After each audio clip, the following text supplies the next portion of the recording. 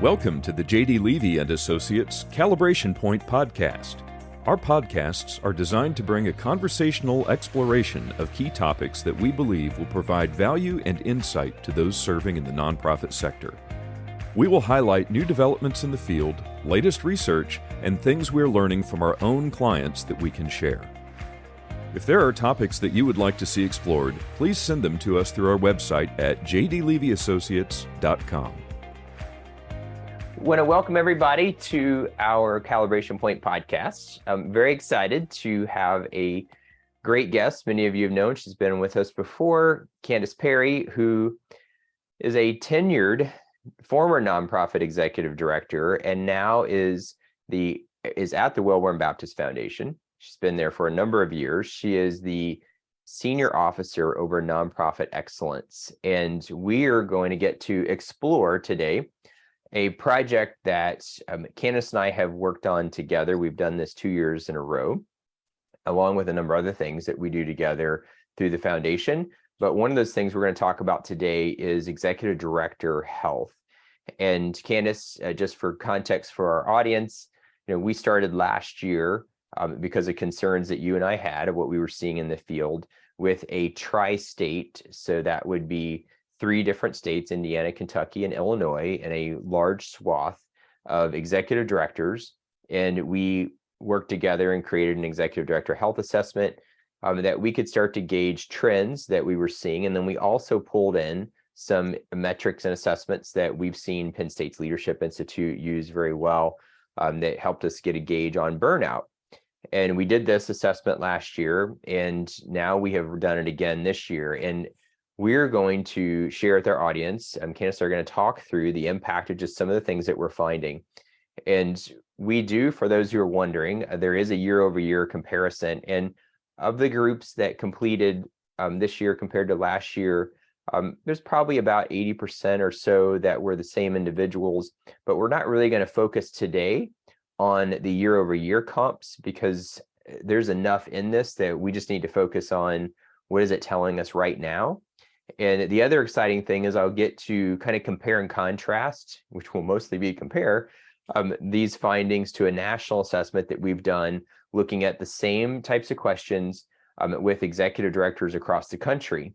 And I'll be able to talk as we go through this, Candice, about how those fit and the kind of things that we're seeing just in those overall trends as well. So that's kind of a context for our audience. But Candice, thank you always for being with us. Super excited to have you on here, and just another way we get to work together. So Candice, as I go through this, what I want to do is, I think, you get to speak at this in some unique perspectives. One, as an executive director who had been in the organization you were very tenured there, you took it through transition, you took it through your succession work, you've seen burnout, you've seen challenges in this field. And now in the last years, you've been in this great position as nonprofit excellence where, you're kind of the sense maker for the foundation, helping to identify how to build the nonprofit sector. And you also then get to kind of be a voice to other donors who want to create impact. And I think that is very exciting. You bring a super unique perspective and context to data like this. So I think what I would like to do, if it's okay with you, is I'm just going to go through a couple things that stood out to me. And so everybody knows we're not going to go through this in every metric. We are going to release it in the Calibration Point newsletter. So there will be a version coming out. But I thought, Candice, I could go through a handful or so of these that really got my attention. Mm-hmm. And I'd just be curious to see then, maybe as I read through a couple of these, to let you just kind of share what that meant to you, and then some that are sticking out to you that maybe I didn't think about because you have such a unique perspective. And we'll just kind of navigate through some of these findings. Does that sound good? Sounds great. Thank you so much for just having this conversation. I appreciate you. Absolutely. Thank you. So I'm going to start with just one. And that was, we asked a question about self-care, and is self-care a priority? We know the average executive director stays about 4 years. And later, we're going to talk about some research that we asked that indicates some troubling concerns on self-care. And one of the questions we asked on self-care is self-care a priority? And 56% of executive directors that completed this, and we had a pretty wide swath in this tri-state region. We had 56% saying yes, and we had about 44% saying no. That is it's something that is probably a challenge in the nonprofit sector. I would be curious to see from your perspective as a former senior executive director and now program officer, like, what does that mean to you as a funder when you see metrics like that we're at just over half of executive directors that are saying, yes, this is a priority for self-care? Mm-hmm. Well, I'll tell you, this really speaks to my heart because it takes me right back to the time when I was at a nonprofit and leading that nonprofit. And self-care for me back then, it was difficult to find the time. And so when I see that, the percentage is lower than what we'd like to see for those giving priority to that, it makes me question, is it a matter of timing? Is it hard for that individual to set that time aside? And if that's the case, then also there's another question as to if they're not finding that time, how do we help them find that time? What can a board or a donor be asking of the leader as far as, what's keeping you up at night? What's keeping you busy? What good questions can we be asking? And then giving that leader just the opportunity to talk through, why is it difficult to prioritize? That's a really good point. And I like your comment there. I mean, that is a good question that a donor can ask, is that how can I be a part of being a solution for self-care? Mm-hmm. And whether that's my giving or as an advocate, I mean, a lot of organizations in the corporate world have built-in sabbatical processes. Right. Not a lot of nonprofits do when you get outside of education. It's a fairly uncommon practice, but even as a donor, to be able to say, hey, I want to not only help fund this, I can help you process it because I went through sabbatical in my own organization, and make sure that we're getting recharge on a bigger perspective. But then to your point, even just making sure that it's happening on an ongoing, continuous part of their leadership. Right. Okay, that's great. We hear a lot of leaders sharing that they just have a need for mental and emotional care, that they just don't know how to get there. Yeah. Mm-hmm. So that kind of goes in line with two other questions I want to throw out to you, or two other findings that stuck out to me. One is that it's a question of taking time to connect with their team. And we had only 55% saying that they are prioritizing taking time to connect with their own team. Mm-hmm. And even I think a bigger finding of that was the question on, do you feel alone as a leader? And in this particular one, we had 41% saying that they feel alone. What's fascinating is that when we asked that question during COVID, we had 21% saying that they felt alone. Now we are in a different environment, and we have 41% of these leaders in this assessment pool saying that they feel that they are alone as a nonprofit leader, which I'm sure would be connected to taking time to prioritize with their team and also taking time for self-care. Mm-hmm. When you hear that especially the finding of loneliness, and I should say being alone as a leader, we hear the comment that being an executive director is a lonely place.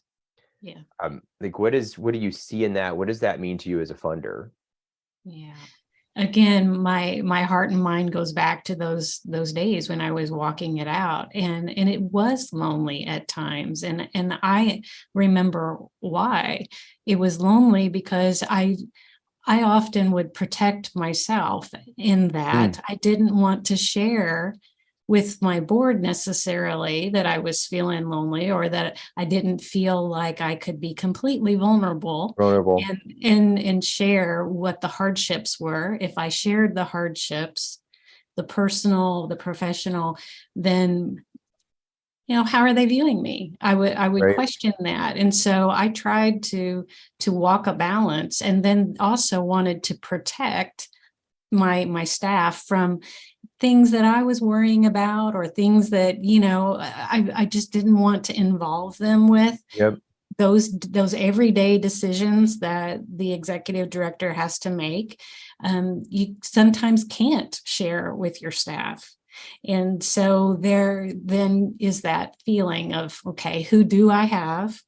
And we hear a lot of leaders talk about the need for a mentor or a safe person in their circle to just share the real hardships and the celebrations too. But Yeah. that feeling of being isolated, I think it is very prevalent, very real. There was a study, and I think it was done by Pew. I'm not for sure. You may have read this a number of years ago, and they asked the question. It was a national study, and they were trying to find out basically why is leadership depression so high, and these feelings of isolation. And then they also honed in on pastors as well. And what they found was that the number one thing that a leader needs in order to have in their mind, I guess, if I want to term it, maybe the strongest approach to mental well-being was a deep sense of community. The number one thing reported by leaders in this national assessment that they did not have was a deep sense of community, Mm-hmm. which goes back to all the things that you're highlighting. Yeah, one of the things that we see as very successful Mm-hmm. in the approach that we use at the foundation is gathering leaders, convening them together so that they can build trust, that they can build network, they can build that community. And one of the things that we've seen come out of the cohort learning experiences that we offer is just, again, that strong sense of community. We didn't necessarily know that would be probably the highlight of what the Right. experience is for leaders. So I would encourage other funders, donors, foundations to really think about ways where they could bring leaders, nonprofit leaders together for that trust building opportunity. And that's really creative ways of thinking as a donor. We're so programmed to think, well, I've got to fund program staff, or I need to fund this program, or supplies for this. But as a donor, I can have a lot of influence just by listening to what you're saying and coming to an organization and asking these well-being questions, and then saying, all right, if I'm going to give $1,000 or $500 or $10,000, here are things that I know that are important. Do the leaders connect? Do they have respite? Are they connected in small groups of the leaders? And how can I help make sure that's happening as a donor? Or maybe even, kind of listening to you as well, maybe that's a donor metric that I use for my own giving. If I'm going to give to an organization, if they're not prioritizing those things, then maybe that's a red flag to me as a donor that says that I'm going to have, maybe that's going to cause me to question how strong the organization is going to be long term. Mm-hmm.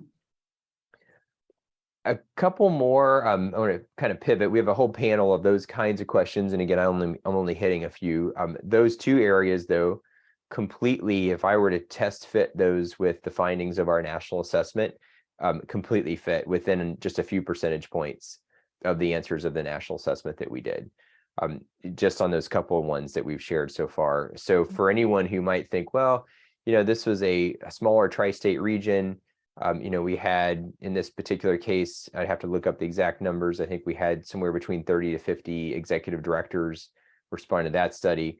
Those findings completely fit in the national assessment that we did as well, almost completely to a T.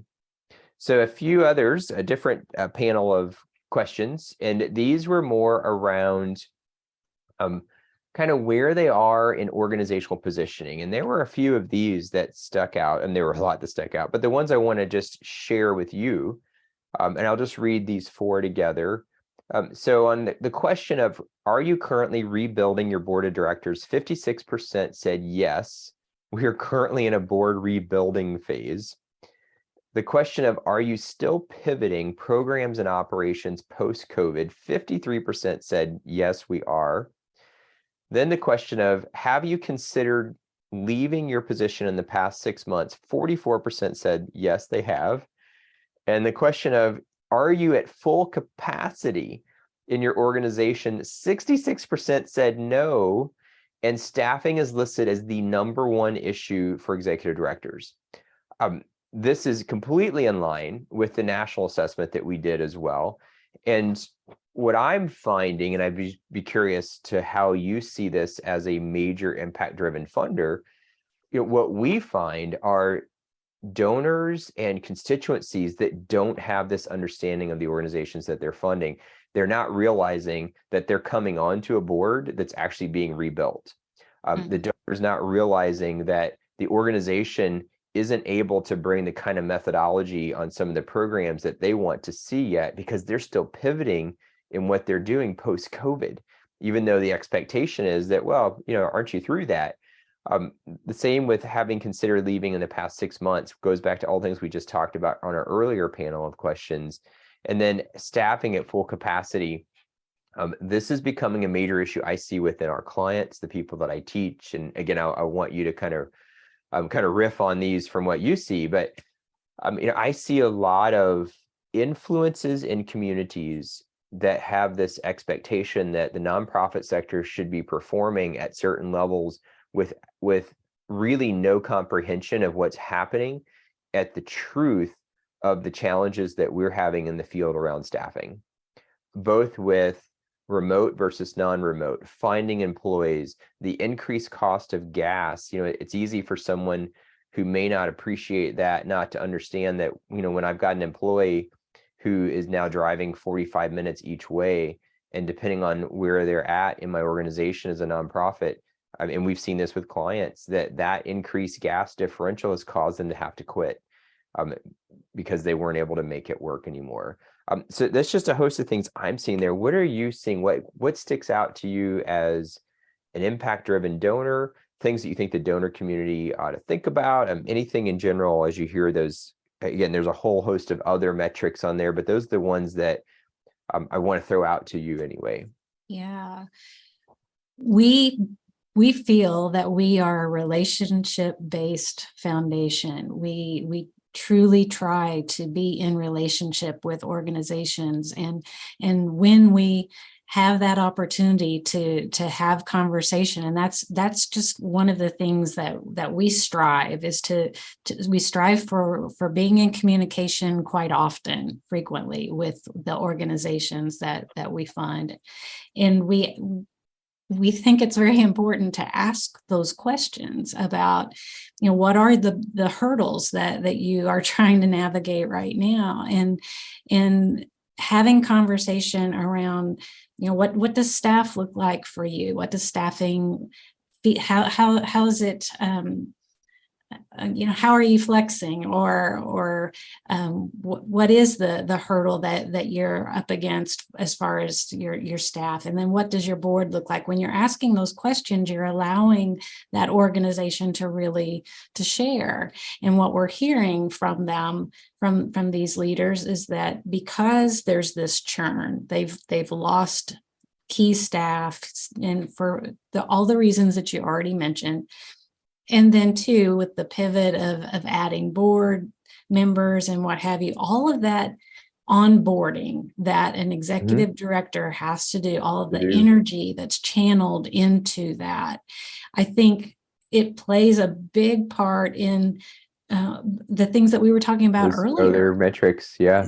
It's the depletion, it's the isolation, because there's so much time and energy that has to be set aside for the onboarding. And then too, you're in constant state of, looking out into the future. Who's the next board member behind this one, and just really trying to prepare for all of that.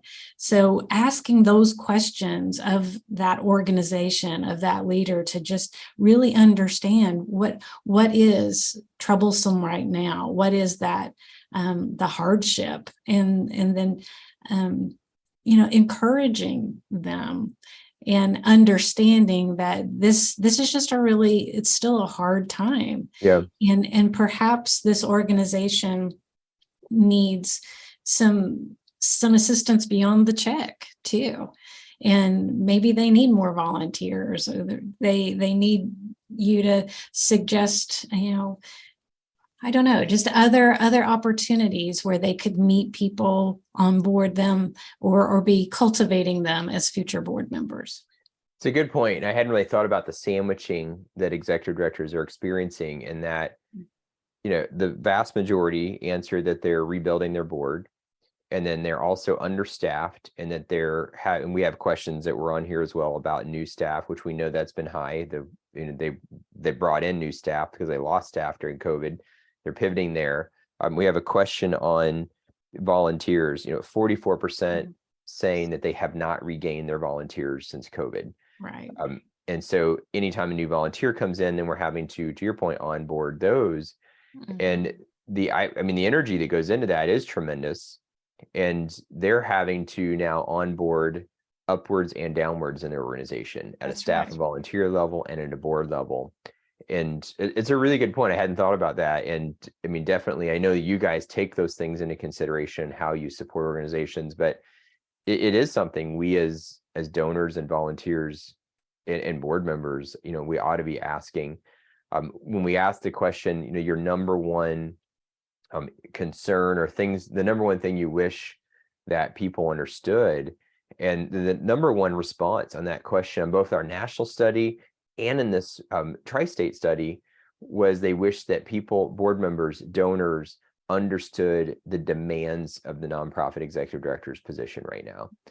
They just feel that people don't understand what they're processing and having to go through, which all the things we've talked about. It really is, it creates a very challenging environment. And the other thing that we've seen is this kind of post-COVID exit of these EDs. And there's a question on here, Candice, where we ask about this comes from one of the leadership institutes. I think this is Penn State's Leadership Institute, but on the 7 factors of depletion for a leader. And they look at physical, mental, emotional, spiritual, social, sensory, and creative. And of those metrics, we asked them, and I did this on the national assessments we do as well, to self-rate where they are in the burnout level of those indicators. So 0 meaning I don't experience it at all, like I'm great, 100% being what, like that's even a thing, I'm so burnt out in that area, like I didn't even know that I could recover. So that's kind of the scale. And of that, we have on the physical, mental, and emotional, those 3 over 50% on the scale for depletion, that they're completely depleted in that area. And then next one followed closely behind that is creative. So when we ask them to rate where they are in depletion, of these leaders, we've got 4: physical, mental, emotional, and creative. All 4 of those areas, they say that they're well over 50% burnout in those 4. And then shortly behind those, which still up in the 30% range, is spiritual and sensory.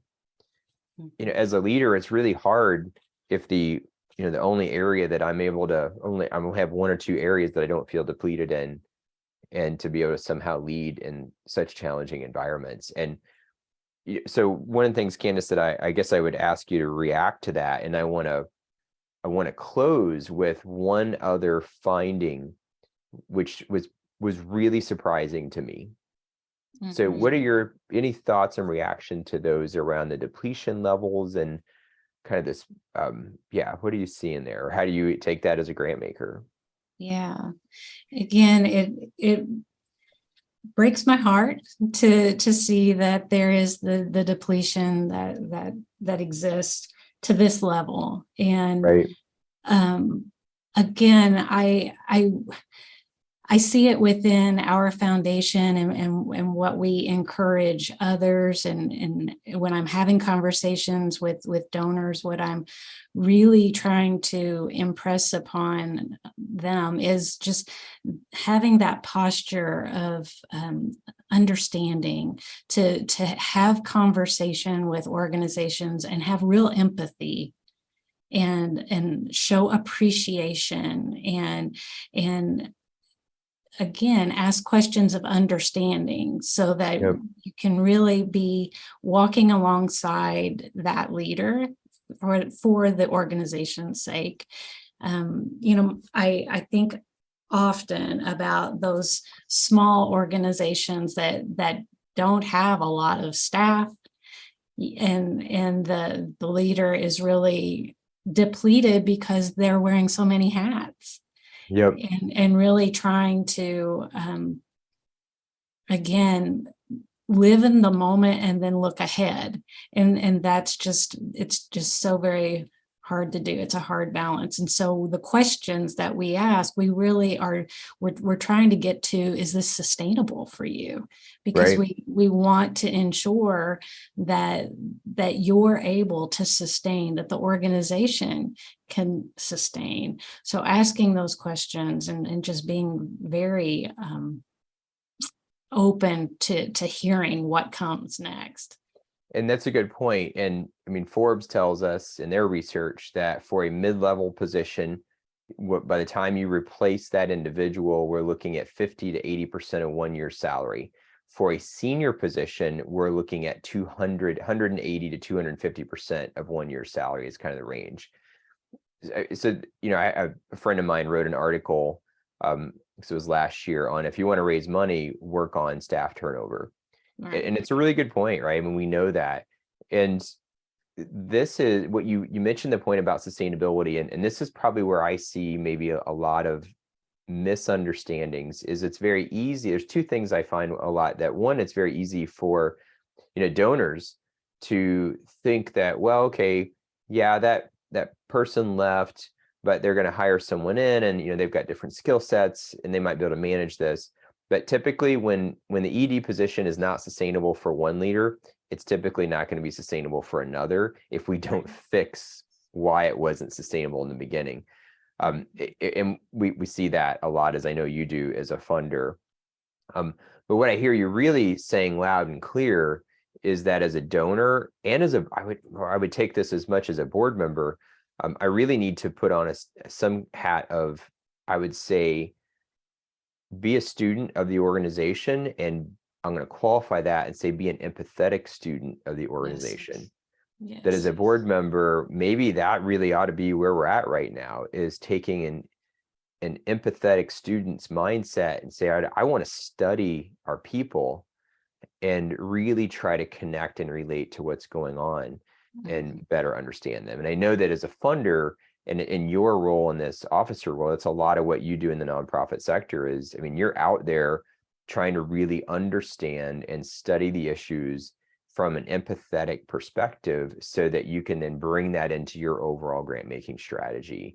And from what I can tell, and we've worked together for a lot of years, and the foundation's been an organization I've worked with for a lot of years that's extremely effective in moving the needle in a community.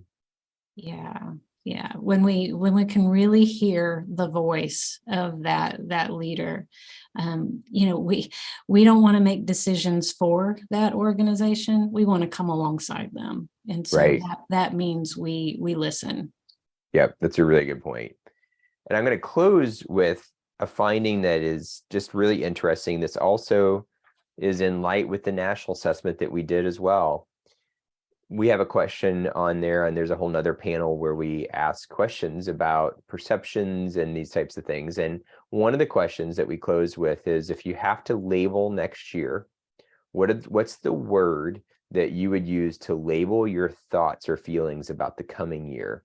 And there was a percentage that mentioned like nervous or anxious, but the supermajority listed words like optimistic, hopeful, etc., in light of all the challenges that we've just seen.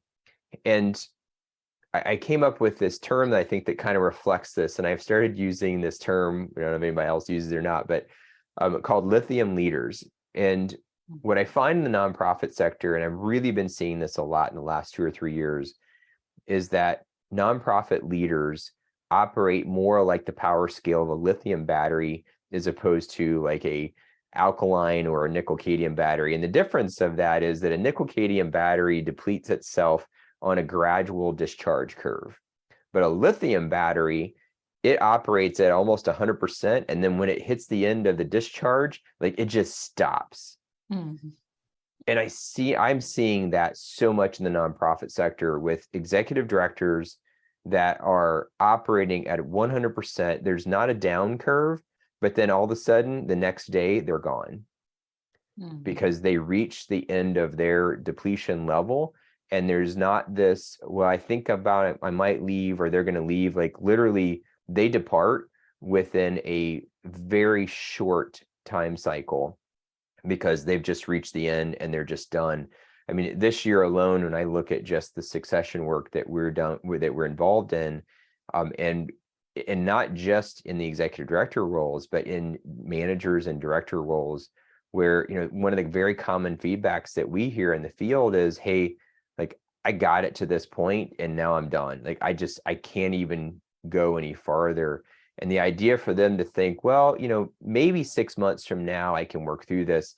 They're just getting to a fall off point, and you know, it might be within 45 days, within 30 days, sometimes within a week or two, they hit that wall and they're just ready to exit. We saw that same kind of focus in the national assessment with them using the same words. You know, they're optimistic, they're hopeful, but yet the challenges that they're experiencing overall are extreme. What are you seeing, and how does that connect with what you're experiencing in the sector? Yeah, I find this so fascinating. It's just so very interesting. And when I saw the findings of being hopeful and optimistic, I was encouraged. I was, you know, certainly I enjoy seeing that, but I also saw nervous.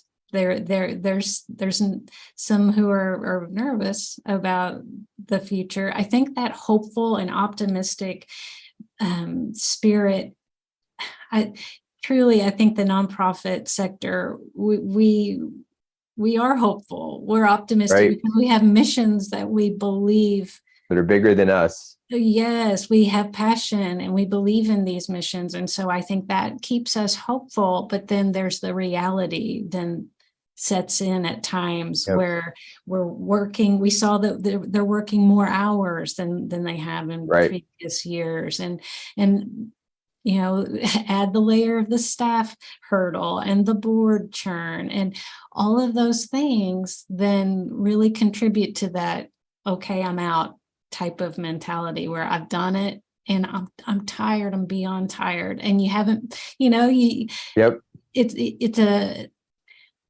I think it's a struggle for many to really share how they're feeling.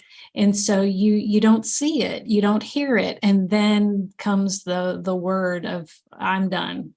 Yep. And for some, they're surprised because they didn't realize, but that leader has been struggling with it all along. That's right. And just in the last 2 weeks, in coaching sessions I've had with executive directors, I've had in 2 different times, and I'm going to use the exact verbatim from one and the other kind of paraphrase the same, and that we were talking about the question of vulnerability and transparency, and their feedback was, I can't go there because I'll be perceived as I'm being whining.